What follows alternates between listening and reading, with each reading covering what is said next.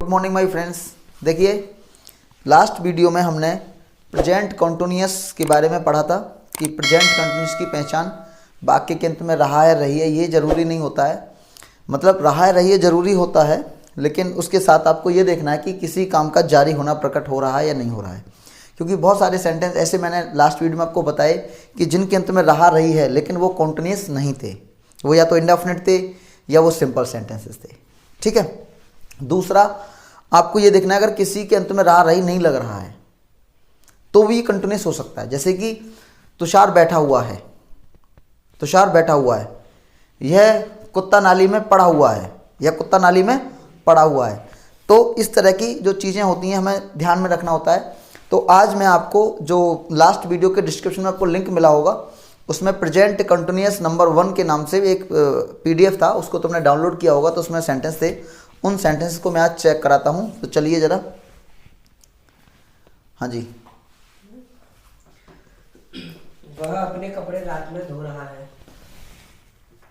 तो he is washing his cloth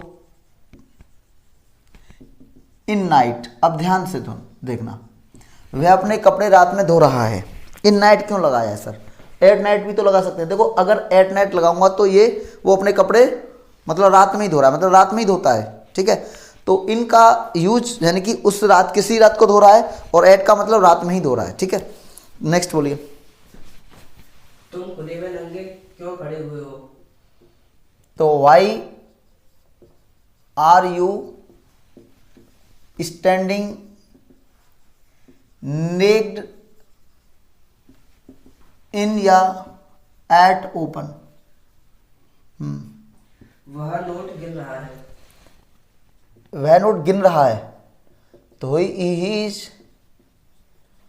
counting note. तुम इस कॉपी को क्यों बिगाड़ रहे हो? Why are you spoiling this notebook? और देखिए, आपको मैंने एक सिनेरियो और था हमारा पैसिव का। तो उस पूरे सिनेरियो में मैंने आपको बताया कि पैसे बनाना दुनिया में सबसे सरल काम है, तो वो बच्चे लोग पैसे बनाना होता है। देखो, आपको पता है कि ऑब्जेक्ट को सब्जेक्ट और सब्जेक्ट को ऑब्जेक्ट बना देते हैं। देखो, मैं जरा पैसिव का भी करा देता हूँ। तो सर, सब्जेक्ट ऑब्जेक्ट की पता कैसे लगाएंगे? वर्ब में क्या, कॉमा किसको, कॉमा किसके लिए लगाकर प्रश्न करने पर उत्तर में जो भी आएगा वो ऑब्जेक्ट होगा। तो क्या बिगाड़ रहा है इस किताब को? तो सबसे पहले दिस नोटबुक। अब ये चीज मैं आपको करके दिखा रहा हूं, लेकिन हमें ये दिमाग में करना है। ठीक है। अब ये सिंगुलर है तो इसके लिए वर्ब भी सिंगुलर आएगी, और ये क्वेश्चन वर्ड है तो ये तो भाई साहब पहले आएगा। ठीक है। अब बाई लगा देंगे। सर थोड़ा दूर लिख देते हैं। यू का तो ऑब्जेक्ट और सब्जेक्टिव केस सेम रहता है, बिल्कुल। सब्जेक्ट और ऑब्जेक्टिव केस क्या रहेगा?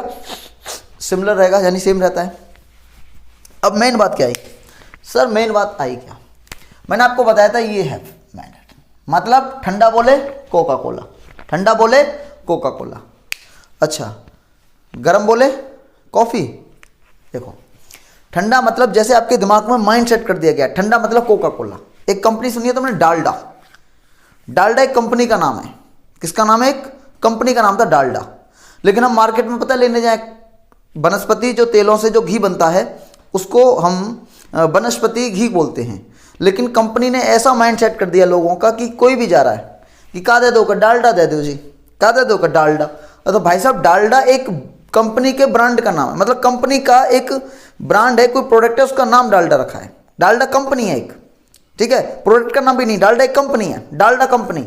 अब वो तेल जो है, हम जो डालडा जो घी होता है, जिसके पहले हम पराठे बचपन में खाया करते थे, जिनके यहाँ देसी घी नहीं होता था, तो वो डालडा से काम अभी भी आता है डालडा।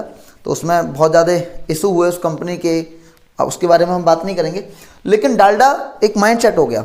ठंडा मतलब कोका कोला। आपको पता है कोका कोला क्या है? इसकी जो कॉस्ट होती है ना, 1-1.5 रुपये 2 रुपये आती है 2 लीटर की बोतल की। टैक्स लगा के आपके पास 70-80 रुपये की पड़ती है। जो डिस्ट्रीब्यूटर होते हैं उन तुमको जाके 80 रुपये 95 रुपये 90 रुपये जो भी मिलती है, आई डोंट नो। तो आपके दिमाग में माइंडसेट क्या कर दिया, ठंडा मतलब कुछ मीठा हो जाए। देखो एक नई चाल चल रही है, कुछ मीठा हो जाए, कैडबरी, डेयरी मिल्क, मतलब डेयरी मिल्क मीठा हो जाए, डेयरी मिल्क। अरे भाई साहब, डेयरी मिल्क ठीक है, अच्छा प्रोडक्ट है, खाइएगा, लेकिन हम मीठे का मतलब आपने क्या कर दिया। अरे हम भाई साहब हिंदुस्तानी लोग हैं, पेठा बनाना जानते हैं, लड्डू बनाना जानते हैं, खोवा को बना के मावा काट के खोवा बना के वैसे लड्डू बना लेते हैं, गाजर का हलवा है, बहुत सारी मिठाइयाँ हैं। लेकिन अब एक क्या माइंडसेट किया जा रहा है, कुछ मीठा हो जाए। तो कुछ मीठा हो जाए मतलब बच्चों के दिमाग में भी से भरा जा रहा है, क्या भरा जा रहा है कि मतलब चॉकलेट। तो वैसे ही आपके दिमाग में मैं भरना चाह रहा हूं कि कॉन्टिन्यूअस परफेक्ट और इंडेफिनिट के रूल आपको याद रटने ना पड़े, आपको ये रूल रटने ना पड़े। आप इंडेफिनिट, प्रेजेंट इंडेफिनिट की बात कर रहे हैं, तो सर वर्ब की फर्स्ट फॉर्म और एस या ई एस, सर एस या ई एस, जरा तुषार भी बना देंगे, एक मिनट थोड़ा इस टॉपिक को भी क्लियर कर देते हैं। एस या ई एस, ठीक है। अच्छा sir, indefinite S E S, हाँ जी सर। कॉन्टिन्यूअस मतलब वर्ब में आई एन जी, वर्ब में आई एन जी लगेगी, बिल्कुल सर। सर अगर हम परफेक्ट की बात करें तो वर्ब की थर्ड फॉर्म, परफेक्ट बोले तो थर्ड फॉर्म, परफेक्ट बोले तो third form. Sir perfect continuous की क्या कहेंगे आप, परफेक्ट कंटिन्यूअस में वर्ब में आईएनजी आती है और कॉन्टिन्यूअस है तो वहां पे हमें अभी देखो, इसको मैं बाद में बनाऊंगा, इसको मैं बाद में बताऊंगा। अब इसका देखो एक लॉजिक बता देता हूं पहले। प्रेजेंट इंडेफिनिट वर्ब की फर्स्ट फॉर्म, आपको पता है कि प्रेजेंट इंडेफिनिट जो होगा वो क्या होगा, वर्ब की फर्स्ट फॉर्म होगी या एक वचन होगा, सब्जेक्ट उसमें एसिस लगा के उसको सिंगुलर बना लिया जाएगा वर्ब को। माइंडसेट है, सबका ऑब्जेक्ट होता है, बिल्कुल सर, ये तो कॉमन बात है। मैथ, अरे आपने मैथ नहीं पढ़ते हो ना, मैथ में भी कॉमन लेते नहीं लेते हैं, ये चीज़ तो सब में कॉमन आनी है, बिल्कुल सर। ये चीज़ तो एक और अभी हम लेंगे, उसका भी हम लिख लेते हैं। हाँ थोड़ा इसका इधर लिख लेते हैं, इसका इधर लिख लेते हैं और इसका यहाँ लिख लेते हैं। देखिए अब सब्जेक्ट ऑब्जेक्ट तो सब में होता है, ये तो आपको पता है। तो ये रूल किसका बन गया सर, प्रेजेंट इंडेफिनिट, बिल्कुल सर। कॉन्टिन्यूअस, तो सर कॉन्टिन्यूअस में इजेमारी क्यों लगाएंगे, तुमने इसमें इजेमार क्यों नहीं लगाया था, तुमने इसमें इजेमार क्यों नहीं लगाया था। तो देखिए मैं आपको एक बात बताता हूँ, जो वर्ब की फर्स्ट फॉर्म होती है ना और जो वर्ब की सेकंड फॉर्म होती है और फिफ्थ भी बेटा जी, और फिफ्थ भी, और फिफ्थ फॉर्म कौन सी होती है, जिस वर्ब में एस एस लगा देते हैं वो फिफ्थ फॉर्म कहलाती है। ये ही वर्ब की जो तीन फॉर्म होती हैं पांच में से, first second third fourth fifth तक होती है, जो ये तीन यही फाइनाइट होती है। मतलब ये कहती हैं कि सुन भाई, लड़ाई हो जाए, मतलब कुछ भी हो जाता है, अब तुम कहते हो ओए कोई बात नहीं है, मैं अकेला आ रहा हूं, अकेला ही काफी है, भाई का नाम ही काफी है, तुम अकेले जाते हो भाई साहब। तो वैसे ये वर्ब क्या कहती है, देखो भाई सुनो, हमको अगर तुमको जाना है ना सीधे अफर्मेटिव के लिए, तो हम अकेले ही काफी हैं। अफर्मेटिव के लिए लिसन, ध्यान इस बात को रखना, अफर्मेटिव के लिए, ठीक है सर, अफर्मेटिव के लिए अकेले चले जाते हैं। अब ये अकेले अब चले गए, लेकिन जो वर्ब की थर्ड फॉर्म है ये नॉन फाइनाइट का भी काम करती है। जो वर्ब की थर्ड फॉर्म है non finite, sir finite non finite बोले जा रहे होता है, देखो एक आगे आपको वीडियो मैं अपलोड करूंगा, बनाऊंगा उसके लिए फाइनाइट नॉन फाइनाइट पर डिटेल में, तब बताऊंगा, लेकिन मोटा मोटा सुन लीजिएगा। फाइनाइट वर्ब वह वर्ब होती है जो सेंटेंस का टेंस बताती है, मतलब सेंटेंस प्रेजेंट में, पास्ट में, फ्यूचर में। ये आपको किससे मालूम चलेगा, वो फाइनाइट वर्ब होगी। और जिस वर्ब से हमें पता ही नहीं चलता कि सेंटेंस प्रेजेंट में, पास्ट में, मतलब प्रेजेंट में हो तो भी वो ऐसी आनी है, और पास्ट में हो तब भी ऐसी आनी है, और फ्यूचर में हो तब भी ऐसी आनी है। सर इसके लिए वीडियो बनाओगे, हाँ अगली वीडियो मेरी इसी के लिए बनाऊंगा, मैं डिटेलाइज वीडियो आपको मैं इसको बना के चलूंगा, ठीक है। और मैं थोड़ा थोड़ा शॉर्ट में आपको बताता चलता हूं, और कंपटीशन के लिए ये बहुत जरूरी भी है, जिस सो नेसेसरी।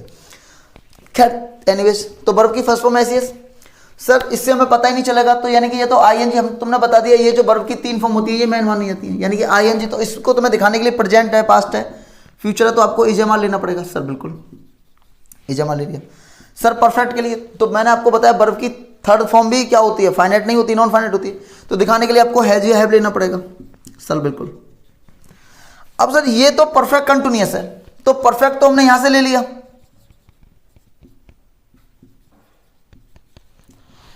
हैजअप तो ले लिया, और सर परफेक्ट तो हमने क्या कहा, बीन, यहां पे बी है वर्ब की थर्ड फॉर्म। अब सर कॉन्टिन्यूअस का भी इसमें इफेक्ट डालना है, इसमें इफेक्ट किसका डालना है, कॉन्टिन्यूअस का, तो लो हमने वर्ब में क्या लगा दिया, आईएनजी। और आपको पता है रहा रही तो दोनों के अंत में होता है, कंटिन्यूअस के उसके में, लेकिन इसमें समय साथ में अवश्य लगा रहेगा, समय साथ में अवश्य लगा रहेगा। बात यहां तक समझ में आ रही है आपको। तो ये रूल याद हो गए, मतलब ठंडा मतलब कोका कोला, मतलब इंडेफिनिट वर्ब की first form, second form, third form, वो sorry first form, fourth form, नहीं क्या बोलता जा रहा हूं मैं, फर्स्ट फॉर्म या वर्ब की फिफ्थ फॉर्म, मतलब फर्स्ट फॉर्म और अगर पास्ट होगा तो क्या आ जाएगी, वर्ब की सेकंड फॉर्म आ जाएगी। मैं अभी अफर्मेटिव की बात कर रहा हूं, अभी इसके नेगेटिव इंट्रोगेटिव की भी बात करूंगा। सर इसमें आपको पता है इजमार की जगह वाज वर्ड लग जाएगा, इधर हैजब की जगह हेड लग जाएगा, इधर हैजब लग जाएगा। समझ में आ गया। सर फ्यूचर में तो आपको ये वर्ब की फर्स्ट फॉर्म आएगी, लेकिन सर अभी तो तुम बोले थे फाइनाइट है, नहीं, फ्यूचर में दिखाने के लिए हमें मॉडल का यूज करना होता है, मॉडल। तो यहां पे हम क्या लगा देंगे, बिल सेल लगा देंगे। यहां पे क्या लगा देंगे, बिल और सेल लगा देंगे, बी लगा के। यहां पे बिल हैव लगा देंगे, बिल हैव सेल हैव। और आपको एक बता दूं, जो बिल सेल होते हैं उनके बाद वर्ब की फर्स्ट फॉर्म ही आती है, वर्ब की फर्स्ट फॉर्म ही आती है। तो आपको ये जो पूरा का पूरा सिनेरियो है, इसको मैं कल आपको नेक्स्ट वीडियो में आपको समझाता हूं, तो नेक्स्ट वीडियो को आप इंतजार करिए, ठीक है। हाँ भाई तुषार कुछ समझ में आया नहीं आया तुम्हारे भी, आ गया। अभी मैं इसको थोड़ा सा अधूरा छोड़ रहा हूं, नेक्स्ट वीडियो में आप आइएगा। हाँ जी, वाई इज दिस बुक, अच्छा हो गया। अब यहां पर मेन क्या है, वर्ब में आईएनजी आ रही है सर, वर्ब में आईएनजी, इसको पैसे बनाना है। पैसे तो सर पता है तुमको, थर्ड फॉर्म मांगता है, ठीक है। लेकिन सर काउंटनेस है, इसका भी तो इफेक्ट डालिएगा। तो लो ना यार, हम कब मना किए हैं, क्या कर देंगे, बिंग लगा देंगे। क्या कर देंगे, बिंग लगा देंगे, किसके द्वारा, हाँ जी, बाई यू। तो मेन क्या है, आपको वर्ब में आईएनजी लग रही है, सब्जेक्ट का ऑब्जेक्ट, ऑब्जेक्ट का सब्जेक्ट बना दो। और हर वाक्य की तो पैसे बनती नहीं है, केवल उन्हीं वाक्यों की पैसे बनती है जिनकी वर्ब ट्रांजिटिव होती है। और ट्रांजिटिव पर वह वर्ब होती है जिसमें क्या कॉमा, किसको कॉमा, किसके लिए प्रश्न करने पर उत्तर में नाउन या प्रोनाउन ऑब्जेक्ट के रूप में आना चाहिए, सब्जेक्ट के रूप में नहीं। मतलब जिस वर्ब का ऑब्जेक्ट है वही ट्रांजिटिव वर्ब होगी। बोलिए भाई, नेक्स्ट बोलो। खाना बन रहा है। अब देखिए, खाना बन रहा है, अब ये तो पैसे भी बनेगा, ये तो एक्टिव बन ही नहीं सकता। खाना बन रहा है, क्या बन रहा है जी, अब क्या लगा के उत्तर में तो ऑब्जेक्ट आता है। कौन या किसने बन रहा है, ऐसा बोलोगे कौन बन रहा है, नहीं, क्या बोलोगे, खाना बन रहा है। तो इसका तो हमें सब्जेक्ट बनेगा ही, सब्जेक्ट दिया ही नहीं है, तो इसका एक्टिव बनेगा ही नहीं। यानी एक्टिव बनाने के लिए सब्जेक्ट का होना अत्यंत आवश्यक है और पैसे बनाने के लिए ऑब्जेक्ट का होना अत्यंत आवश्यक है। अगर बाकी के सब्जेक्ट ऑब्जेक्ट दोनों हैं तो बेटा उसके एक्टिव भी बन जाएगा और उसका पैसे भी बन जाएगा। लेकिन उस वाक्य का केवल सब्जेक्ट दे रखा है, उसमें ऑब्जेक्ट नहीं है, तो केवल एक्टिव बनेगा। और उसका केवल ऑब्जेक्ट दे रखा है, एक्टिव सब्जेक्ट नहीं दे रखा है, तो उसका एक्टिव नहीं बन सकता है, पैसे भी बनेगा। तो खाना बन रहा है, फूड इज बीइंग मेड। अब कुछ लोग कहेंगे ओहो यहां तो बाई तो लग ही नहीं रहा है, और बाई नहीं लग रहा है तो पैसे कैसे। भाई साहब, ये 9-10th की वीडियो नहीं है कि हर में बाई आएगा, तो मैं वो बदलने वाला वो चीज़ नहीं सिखा रहा हूँ। उस सिनेरियो के लिए आप मेरी वीडियो जाके देख सकते हो, जब एक्टिव से पैसे हम इंग्लिश टू इंग्लिश पढ़ रहे होते हैं, ठीक है, जो बच्चों के एग्जाम में आते हैं। हाँ जी, नेक्स्ट बोलो। मैं अब कहीं नहीं जा रहा हूँ। I am not going anywhere now. इसका पैसे भी नहीं बन सकता। सर पैसे में किसका बन सकता है, वह कपड़ा ही रात में, इसका पैसे बन जाएगा। तुम नहीं, इसका भी नहीं बनेगा। नोट गिन रहा है, इसका बन जाएगा, इसका तुमने बना ही दिया। इनके तुम बना के हमें कमेंट करेंगे, ठीक है। I am not going anywhere, इसका नहीं बनेगा पैसे। क्यों, क्या जा रहा हूं, कुछ नहीं। किसको जा रहा हूं, कुछ नहीं। किसके लिए जा रहा हूं, कुछ नहीं। कहां जा रहा हूं या कहां नहीं जा रहा हूं, कहीं नहीं जा रहा हूं। तो हमें कहां से मतलब नहीं, हमें तो 3 चीज ध्यान रखनी है। जैसे बुढ़ापे में 3 चीज याद रहती है ना बुड्ढों को, क्या, नॉन तेल लकड़ी। तो वैसे बच्चे लोग तुमको क्या ध्यान रखना है, क्या कॉमा, किसको कॉमा, किसके लिए। ये किस में प्रश्न करना है, वर्ब में प्रश्न करना है। नेक्स्ट बोलिए भाई। खाना कौन बना रहा है। हाँ जी, हु इज मेकिंग फूड। अब देखिए इस सेंटेंस का तो हम कराएंगे ही पैसे, और ये इंपोर्टेंट और लिख लीजिएगा, हु वाले बहुत पूछता है। अब देखिए, अब कौन यहां पर जो हु है ना, ये हेल्पिंग वर्ब, सुनो मेरी बात, ये हु जो है, ये हु ही तो सब्जेक्ट है। कौन बना रहा है, कौन कौन कौन, मतलब हु ही तो सब्जेक्ट है, और हु ही क्वेश्चन वर्ड है। दोनों चीज क्या है, हु है, ठीक है सर। अब इसको क्या करेंगे, बाई हुम करेंगे। सर क्यों, इसको सब्जेक्ट को ऑब्जेक्ट नहीं बनाओगे, तो सर इसको लास्ट में क्यों नहीं ले जा रहे। देखो भैया, ये क्वेश्चन वर्ड फैमिली से है, क्वेश्चन वर्ड, यानी कि ये इंट्रोगेटिव यानी कि प्रश्नवाचक शब्द हैं, ये उस परिवार से आता है, इसको तो आगे ही रखना पड़ेगा। इसको तो आगे, जैसे कहते हैं ना राजघराने का है तो भाई साहब आगे ही रखना पड़ेगा। वैसे ये सिस्टम खत्म हो गया डेमोक्रेसी का मतलब क्या है कि सब लोग समान है, राइट टू इक्वलिटी है। तो देखो, तो बाई होम, लेकिन हमको यहाँ पे बाई होम लिखना पड़ेगा। क्यों? क्योंकि हम सब्जेक्ट को ऑब्जेक्ट बना रहे हैं, लेकिन क्योंकि ये क्वेश्चन वर्ड है, अब क्वेश्चन वर्ड तो स्टार्टिंग में ही लगेगा, बाई होम। अब सर क्या है, क्या बन रहा है? फूड, ये सब्जेक्ट बनेगा। अब देखिए दुर्भाग्य से या भाग्य से यहां पर ये हु भी एक वचन था और फूड भी एक वचन है। सुनो मेरी बात, यहां हु भी एक, फूड भी एक वचन है और हु भी एक वचन है। अगर इसका ऑब्जेक्ट मेरे बेटा, अगर इसका ऑब्जेक्ट अगर प्लूरल होता तो अब जो वर्ब आएगी ना, अब यहां तो वर्ब इस हु के अकॉर्डिंग आ रही है, लेकिन अब जो वर्ब आएगी ना वो किसके अकॉर्डिंग आएगी? फूड के अकॉर्डिंग, यानी कि इसके अकॉर्डिंग आएगी। सर आएगी तो इज, हाँ वही तो कह रहे हैं, इज आएगी। अगर कुछ और होती तो हम समझा देते तुमको। तो यहां पर अगर ये प्लूरल होता, ये अगर प्लूरल होता, ये बहुवचन होता, तो यह वर्ब भी बहुवचन आती। हम आपको ये बात समझाना चाह रहे हैं बस। सर आगे, बीइंग मेड। अब देखो हु वाले ये कंपटीशन में भी पूछ लेता है, ठीक है, एमटीएस वगैरह में ये मैंने देखे थे काफ़ी प्रीवियस ईयर के क्वेश्चंस में। और एमटीएस का बैच अभी मैं बनाने वाला हूँ, ठीक है, ऑफलाइन भी बैच चलेगा और ऑनलाइन भी चलेगा। चलिए आगे बोलो। वह किसको बुला रही है? वह किसको बुला रही है, तो to whom is C calling. अब यहां किसको, टू हुम क्या लगेगा? पहले ही लग जाएगा कि वो किन को बुला रही है, ठीक है। आगे बोलिए। हम उपन्यास कभी नहीं पढ़ रहे हैं। We are not reading novel.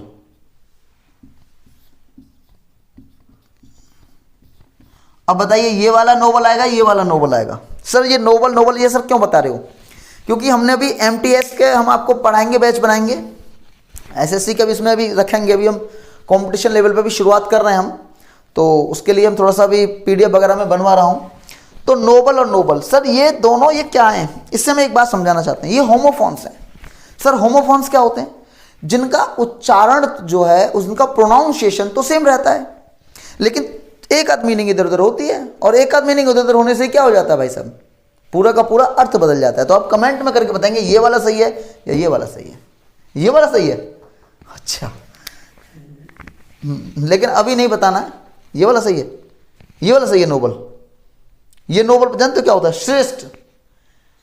हाँ यार कैसी बातें करते हो। खैर बताना, ये सस्पेंस की बातें हैं, या दोनों ही गलत हैं या ये दोनों ही गलत हैं, आप बताना, ठीक है बच्चे लोग। हो सकता है दोनों ही गलत हो, हमको नहीं याद है, हम बता रहे हमको नहीं याद है, तुम बताना कमेंट करके।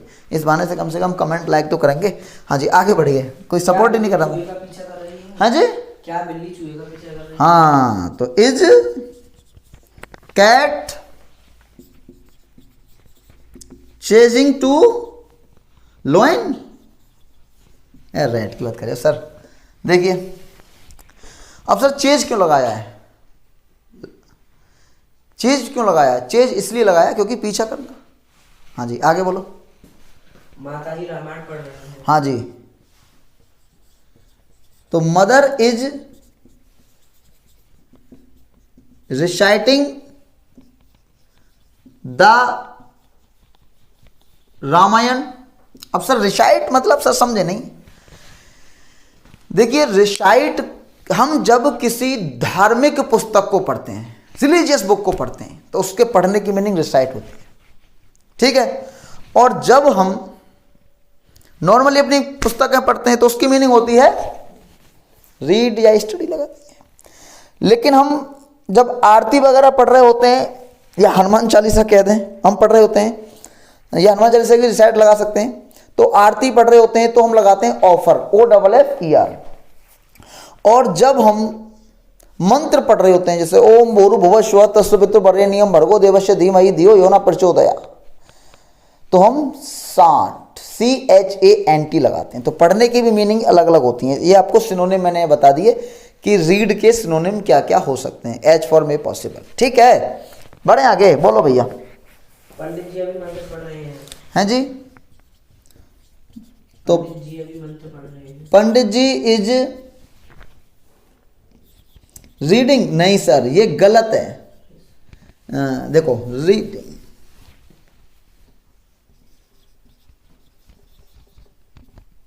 देखो अब यहां पे ना जो छोटे मोटे कंपटीशन होते हैं उसमें पता क्या कह देगा, यहां पर इधर रीड लगा देगा, स्टडी लगा देगा, ऑफर लगा देगा और शांत लगा देगा। ये तीसरा कर देते हैं, ये चौथा कर देते हैं और कहेगा यूज एप्रोप्रिएट। हाँ जी, आपको यूज क्या करना है? एप्रोप्रिएट, यानी यहां पर उपयुक्त शब्द का प्रयोग करना है। ये सभी मीनिंग पढ़ने की हैं, ये सभी मीनिंग क्या है? पढ़ने की हैं। ABC ऑप्शन होते हैं लगाने के लिए, तो वहां आपको एप्रोप्रिएट यूज करना होता है। हम आपको बता रहे हैं कि कंपटीशन में हम कैसे आपको पढ़ाएंगे चीज़ों को, ठीक है। हमारे पास स्मार्ट बोर्ड नहीं है भाई, गरीब आदमी थोड़ा, लेकिन आपको ऐसे ही पढ़ा देंगे। अगर आपको अच्छा लग रहा है तो देखो प्लीज़ चैनल को सपोर्ट करें। तो यहाँ पर एप्रोप्रिएट वर्ड क्या है बताइए, कौन बताएगा एप्रोप्रिएट वर्ड? सर यहाँ तो हमें पता है ING आएगा। अब इन सब में ING लगा देना ऑप्शन में, ये गलत हो जाएगा नहीं सर क्वेश्चन आपको। ING यहाँ इसकी जगह हम क्या लगा सकते थे? रिसाइटिंग, रिसाइटिंग कंफ्यूज करने के लिए रिसाइटिंग भी लगा सकता है वो। तो आप कहोगे क्या आएगा? तो शंटिंग आएगा। क्लियर हो गया? आगे बोलिए। अच्छा यही था। तो दोस्तों अगर आपको वीडियो पसंद आ रही है तो बस बने रहिए, और मैं आपके लिए एक नई वीडियो अपलोड करता हूं। और तुषार मेरा तो मन कर रहा है कि अभी जस्ट एक और वीडियो शूट करा ले मुझसे, वो रूल पूरा मैं समझा देता हूं बच्चों को।